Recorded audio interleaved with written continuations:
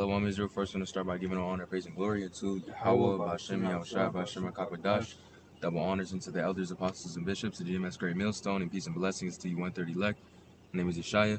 Tells upon you. I don't want about to talk and do an edifying video going into, the greatness of the Lord. All right, so the Lord is a very great power with the understanding, which the scriptures say is infinite, you know. Let me get this precept to kick it off is Psalms 145 and 3. It says, great is the Lord Yahweh and greatly to be praised. So the Lord is greatly to be praised. Everything that you possibly think of in this life that we have is all a matter of the Lord. Reading on, and his greatness is unsearchable. We don't even have the right type of mind in these bodies to even perceive a fraction of everything, that the Lord has, Bro say, like, if the Lord asked you 1,000 questions, you wouldn't be able to answer one of them. You know what I'm saying? We don't have an understanding, and simply that's just the power that we work under, that we love and we fear. Struck 43 and 28, pointed in the 32nd verse. It says, how shall we be able to magnify him? For he is great above all his works. The Lord is terrible and very great, and marvelous is his power. Ye glorify the Lord, exalt him as much as ye can, for even yet will he far exceed. And when ye exalt him, put forth all your strength, and be not weary, for ye can never go far enough. So, no matter, mind you, we're going to be praising the Lord in the kingdom. And that's still, the Lord's glory is still going to far exceed that. And we're going to be in a higher state. So, that's heavy right there. It says, who has seen him that he might tell us, and who can magnify him as he is? For there are yet greater things than these be, for we have seen but a few of his works. For the Lord had made all things, and to the godly had he given wisdom. But, just backing up what you're saying, um, like, the Lord, he created everything, you know? Even things we don't see, the Lord created it. Yeah, even things we don't see, going to the testimony of Elisha, when the Lord opened his eyes, he was able to see the skies and the chariots that were all around about. There's vibrations and there's sounds and there's colors. There's things that we cannot even perceive as human beings. Bees, when they have the eyes that they have like, I think it's like, I forget exactly what it's called, but they see in a different type of way. They see like ultralight. They're able to see ultralight. You know what I mean? Like, the Lord has created animals to see in the night. They got, nocturnal animals, owls, they could see in the darkness. You know what I mean? Like, these are simple things that you might think of like, oh, whatever, but the Lord is literally glorious on so many different levels. There's energies, there's chariots that are around that we literally cannot even see. Right here, Colossians 1 and 16, it says, for by him were all things created that are in heaven and that are in earth, visible and invisible, whether they be thrones or dominions or principalities or powers, all things were created by him and for him. So, hey, the Lord, he created everything, you know? And Damn. then even the things that which are not seen. Exactly. Elisha's eyes weren't open until the Lord did it, and then he beheld a whole different, realm, man. This is a whole different realm. Like, think about the fact that, there's it's it's hard to think about, and that's why the scriptures say it's unsearchable. You see how I just got stuck in my speech, even trying to put out a word to say how great this is, and say how wonderful the Lord is. His power is unsearchable. We can't even fathom to the extent of what it can go to. The scriptures say that the earth is the Lord's footstool. This is simply but a footstool. Think about, the scriptures also mention the many mansions. The Lord has other planets, across different avenues of space that we don't even perceive yet. Esau be saying there's planets that rain diamonds. There's planet that got, like, that have so many different interesting traits, and that you be like, what the fuck? Like, there's no way, but like, there's a way, man. The Lord Yahweh Shem Yahushua is great, and his creation is great. You got something? Yeah, I can get this one.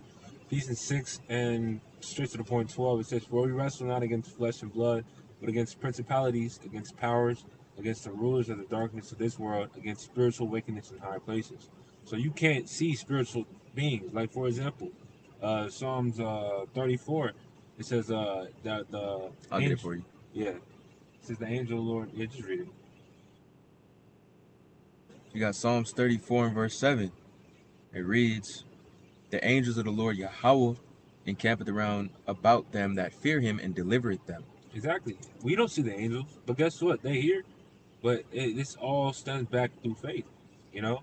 because soon to come we're gonna be able to see the angels in person. You know, we gonna be able to see everything. All right, but it's just this flesh that's weighing us down.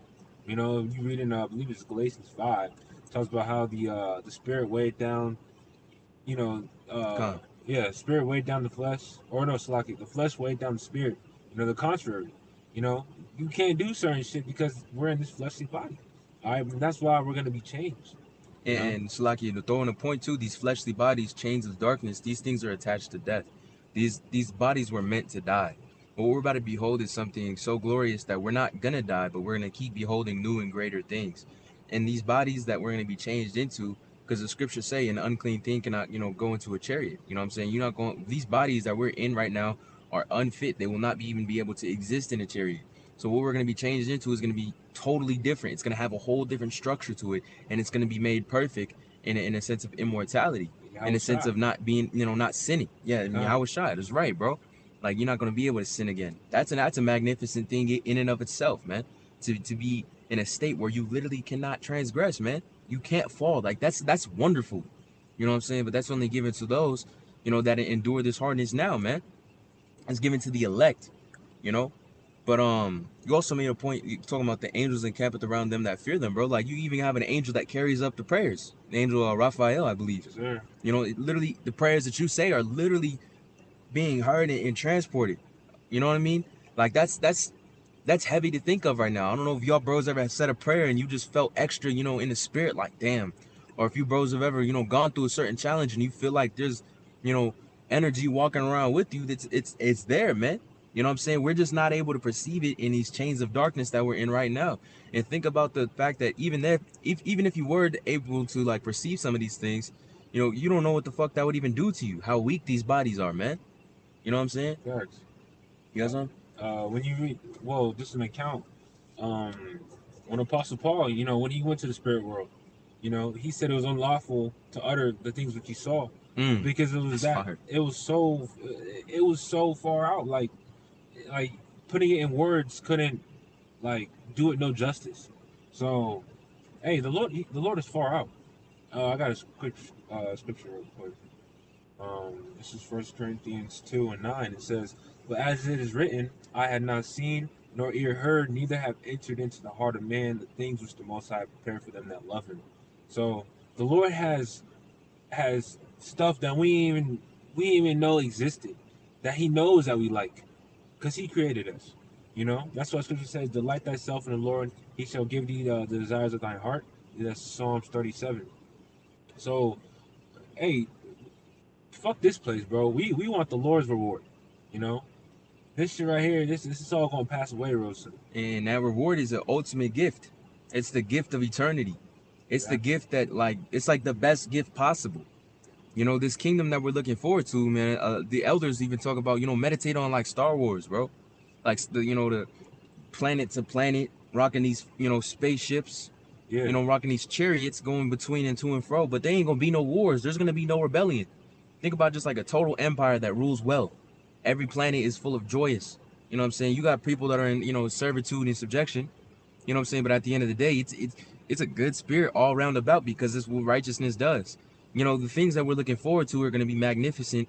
To the point that let some, what does the scripture say? Some waking to everlasting contempt. You know what I'm saying? If you're not one of those 144,000 ruling class ruling under Yahweh Shai in the kingdom, you're gonna be like, damn. Like, look at those men. Like, those men are the elite. They're like the ruling class. They're like, up there. Yep. That's what we're looking forward to. And that's why the scriptures, that's why the apostles push the spirit through the scriptures of, Ezekiel, the 12th chapter, talking about, talking about the vision faileth, but the vision's not failing, man. All these shits that were, all of these prophecies and all these things are coming together, man. Yeah. Everything is making sense, and we're gearing towards that. So prepare your mind for what's at the end of the day, because lesson of glorifying the Lord, also should be a rebuke at the same time. It should be like, oh shit, like, yeah, like this is what we're involved in. Like, we need to focus in and dial in and do that which is right. You know what I'm saying? Because we're, that hour is coming very near to bros, man. But you got anything else, bro? Yeah, right here. Luke 21 and straight to the point, or 27. It says, "And then shall they see the Son of Man coming in a cloud of power and great glory. That's right. And that's another thing of the Lord's greatness is he's coming back in a giant chariot, so-called UFO that the world has perceived to be aliens, this, that, and third, bro. And Lord willing, by the elect, we're gonna be beamed up in it. You know, that's the part of the strangeness of his salvation spoken about in Wisdom Song, the 5th chapter. But it says, when these things begin to come to pass, then look up and lift up your heads, for your redemption draweth nigh. So, hey, redemption is on the way. Just speaking about what you're saying, it's closer than ever. So expect, you know, a new way of life. Expect life, I should say. Right. Because right now we just existing in this fucking kingdom, bro. We about to be changed, Lord willing. We about to explore some shit we ain't never thought of. All right, because the Lord's heart is far out. So that's all I gotta say. That's all I got. So, Adawan Ratazah, that was an edifying lesson. When I last to give honor, praise, and glory unto Yahweh, by Hashem, Yahushua, by Hashem, Rakak Shalom. Shalom.